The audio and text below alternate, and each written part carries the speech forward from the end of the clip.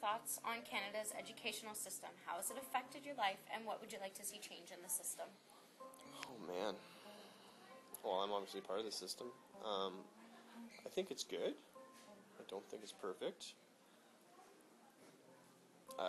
In my more flaky moments, I've said to myself, and I say flaky with all the best intentions and best imbuing it with all the most positive connotations I could, I've said to myself, why am I teaching these kids math? And why am I teaching these kids English? That truly seems to be a waste of time. Why wouldn't I just teach them how to be better people?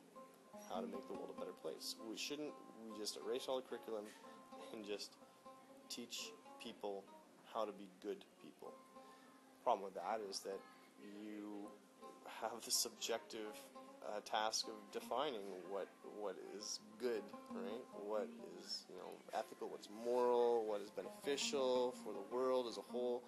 I don't think it would be as hard as some people like to say it would be. But so what do? We teach them skills that will help them with their life. We teach them math and English. We teach them communication skills. We teach them logic, reasoning skills. I think the system is very good. I think that it needs to be more compassionate than it is. I had a lot of great teachers growing up, but I do also remember parts of the system, parents even, who try to create a false sense of urgency. You know what I mean? Like, it is important to do your best and strive, but this sort of scare people. I mean, I think that, I don't know if this is true, but I think I've heard in the past, when I took psych, that positive reinforcement is better than negative reinforcement. It works better. I don't know if that's the case from you, or is it not sometimes not the case? Yeah, it's still the same thing. They still say positive reinforcement. It's better. Yeah, and so to scare kids, like when I'm preparing these kids for literacy test, EQAO, last period, and part of it is like, oh, scare, you need to pass this or you can't graduate, so pay attention. I don't know if that's the best way to go about it. It's better when I can get the energy up to be positive and say, okay, look at this is interesting, let's do this, because this is not because of, it'll help you get a job and not end up broke on the street, but because it's interesting, education for education's sake. So I think that the system could always use more compassion. It should be about connecting with students, with people, and trying to give them that positive experience when they're young, so that they can go on in life and feel like learning and growing. Maybe growing is a better word. Just growing as individuals, exploring is so they have a positive associations with it, so they continue to go on and try and grow and explore different avenues as they get older. It shouldn't necessarily be only about the curriculum. I think that really what we're doing as educators is we're trying to teach them, we're trying to give them a positive first step in life, and we do that indirectly through just talking about parabolas and Shakespeare, but really that stuff doesn't matter.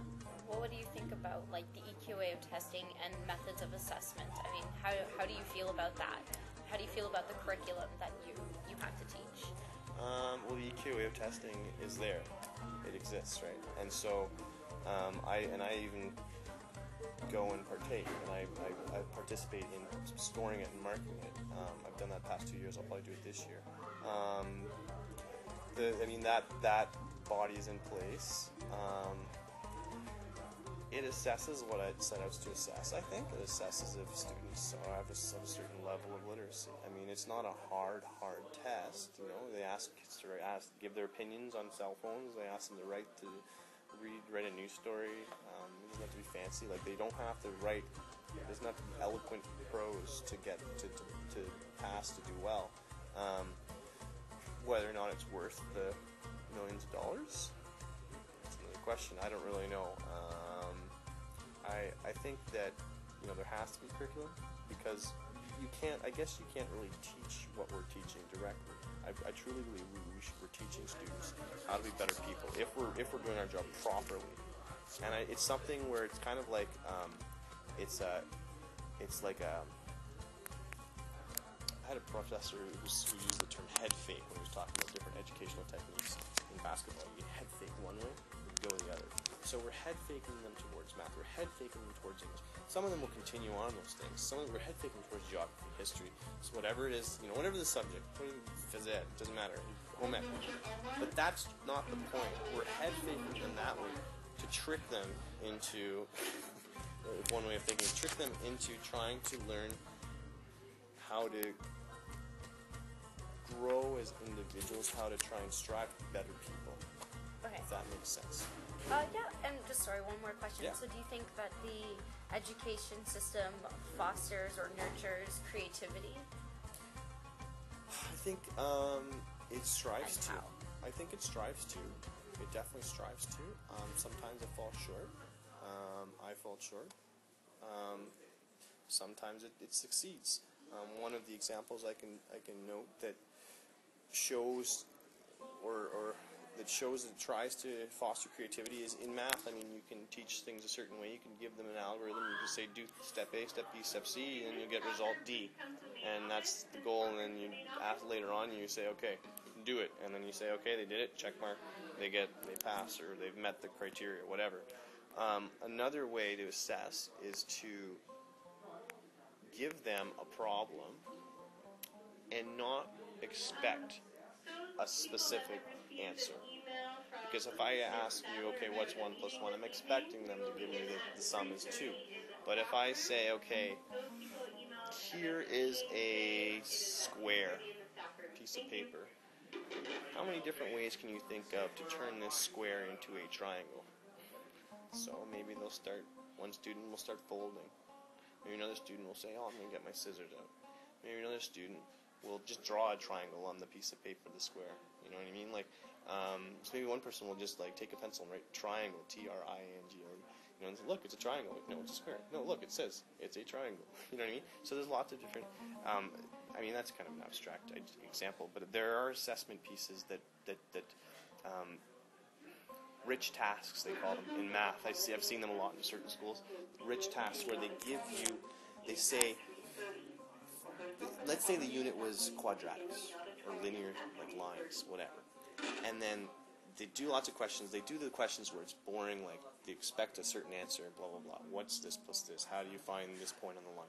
But then at the very end, the test won't be a test. Well, they'll have a regular test, but they'll also have a rich task where they say, okay, you have the whole period.